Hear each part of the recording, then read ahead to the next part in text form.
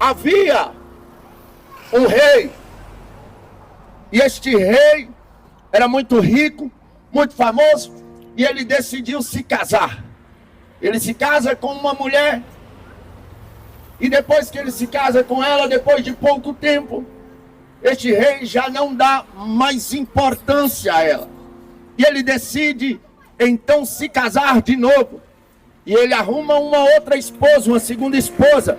Só que agora ele arruma uma esposa inteligente, formada, uma mulher de negócios, uma mulher intelectual, e se casa com ela. E para ela, ele entrega todas as suas finanças, todos os seus negócios, para que ela administre. Mas esse rei não para por aí. Ele decide se casar de novo, porque ele agora se sente sozinho, precisa de alguém para conversar. Então ele decide se casar com uma mulher amiga, companheira. E todas as vezes que ele estava triste, para essa mulher ele desabafava. Todas as vezes que ele queria conversar, para esta mulher ele contava os seus problemas, as suas dificuldades. E então esse rei, mais uma vez, pela última vez, ele decide se casar. Só que agora ele quer uma mulher apresentável. Então ele procura a mulher mais bela do seu reinado, a mulher mais linda, aquela que fica bonita até com camisa de político. E ele se casa com ela. E para ela ele dá as melhores joias, para ela ele dá os melhores vestidos, para ela ele sempre convida para ir nas festas, para apresentá-la. O rei quer estar apresentável pela beleza de sua rainha.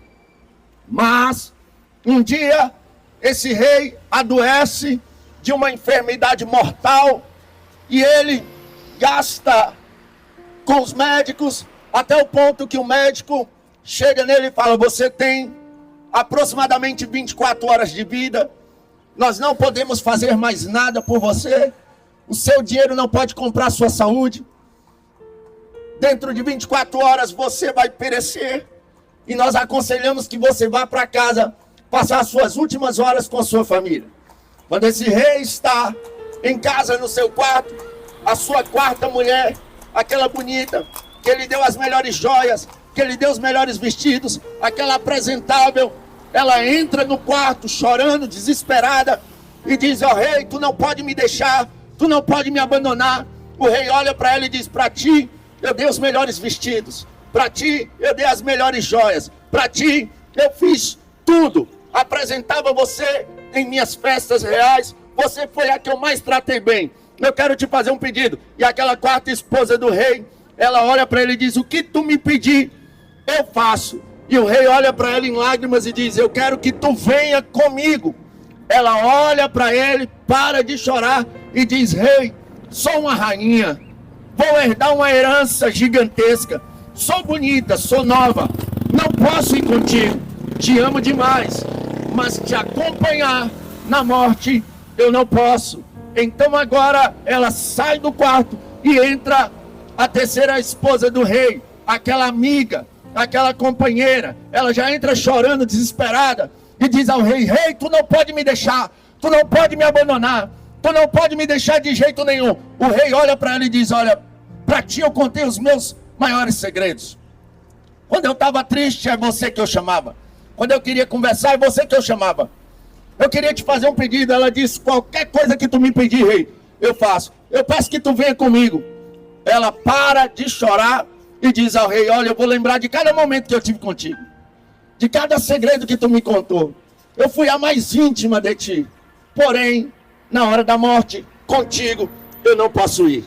Ela sai e entra a segunda esposa do rei, aquela dos negócios, aquela que ele confiou todas as suas riquezas, aquela intelectual, inteligente. Ela começa a chorar: rei, tu não pode me abandonar, tu não pode me deixar de maneira nenhuma. E então o rei olha para ele e fala: a ti eu confiei todas as minhas riquezas, não fiz isso para nenhuma das minhas esposas, eu quero te pedir algo. Ela olha para ele e diz: o que tu me pedir, eu faço. Eu quero te pedir que tu venha comigo. E então, neste momento, ela para de chorar e diz: rei, eu sei que tu confiou tuas riquezas a mim, e eu vou precisar estar viva para dividir essa herança, não posso ir contigo. E ela sai dali, entra a primeira esposa do rei, aquela que ele casou e depois já não deu mais importância. E o rei, chorando, ela também chorando, disse: eu te amo, rei, e me pede o que tu quiser que eu farei. Ele olha para ela e diz: para tu eu não vou pedir. Se as outras que eu fiz algo por elas, elas não aceitaram a minha proposta, imagine você. Ela olha para o rei e diz: mas rei, mesmo assim, o que tu me pedir, eu farei. O que foi que tu pediu para elas? E o rei olha e diz assim: eu pedi que elas viessem comigo. Ela olha para o rei e diz: pois é, rei, para onde tu for, eu vou. Eu aceito o seu pedido, eu aceito a minha proposta. O rei, em olhar de lágrimas, diz assim: mas eu te abandonei, eu não cuidei de você, cuidei das outras, mas não cuidei de você. Não fiz nada por você, e você está dizendo que vai comigo na hora da morte? Ela diz: sim, para onde tu for, rei, eu vou. Moral da história: todos nós somos semelhantes a esse rei. Todos nós temos essas 4 esposas. A quarta esposa do rei, a bonita, que ele deu os melhores vestidos, as melhores joias, essa representa o nosso corpo físico. Nós fazemos tudo pelo nosso corpo, lutamos pelo nosso corpo. Às vezes gastamos a vida inteira para ganhar dinheiro, para comprar as melhores roupas, os melhores calçados.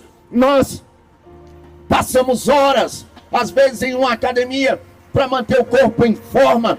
Gastamos, às vezes, muito em um hospital para manter a saúde em dias para o corpo. Mas Salomão disse que o corpo, na hora da morte, glória seja dada ao nome de Jesus, da terra veio, do pó da terra veio, para o pó da terra vai voltar. É por isso que quando alguém morre, nós o enterramos em um cemitério de terra. Então o corpo físico, na hora da morte, esse não vai nos acompanhar. Da terra veio, para a terra volta. A terceira mulher daquele rei, que era a mulher amiga, companheira, a íntima dele, essa representa os nossos amigos, essa representa os nossos parentes. Na hora que Deus nos chamar, na hora da morte, parente vai chorar, amigo vai chorar, vão fazer homenagem para você no Facebook, vão fazer foto sua com imagenzinha preta no Instagram.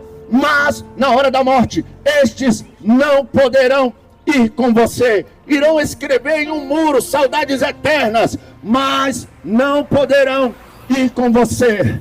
Nós também temos a segunda mulher do rei, que é a mulher dos negócios. É a mulher inteligente, que administrava as suas finanças. E quem é essa na nossa vida, pregador Gabriel? Essas são os nossos bens materiais. As pessoas se acham superior às outras porque tem um carro melhor, porque tem uma casa melhor, porque mora em um bairro melhor. Mas Alexandre o Grande, o homem que conquistou todas as suas batalhas, que guerreou, tem uma cidade, Alexandria, que é em homenagem ao seu nome. Este, quando foi chegada a sua morte, foi realizado um pedido. Ele pediu que fosse enterrado com as mãos de fora, para que o povo olhasse e visse, por mais rico que ele foi aqui na terra, louvado seja o nome do Senhor dos Exércitos, ele nasceu com as mãos sem nada, e na hora da morte ele não levou nada. Então não se ache superior a alguém porque você tem um carro bom, porque você tem uma casa boa, porque você tem um emprego melhor. Não se ache superior a alguém porque você nasceu talvez em berço de ouro. Mas entenda uma coisa: na hora da morte, joia não vai, roupa de grife não vai, tênis de marca não vai, carro zero não vai, mansão não vai, a sua casa bonitinha de porcelanato que você não deixa ninguém pisar, pois é, vai ficar aí para alguém dividir de herança. Então na hora da morte, bens materiais não vão. Mas todos nós também temos a primeira esposa daquele rei, que é aquela que ele casou e já não cuidou mais. Aquela que quando foi na hora da morte, ela disse: para onde tu for, rei, eu vou. E quem é essa nas nossas vidas, pregador? Essa é a nossa alma.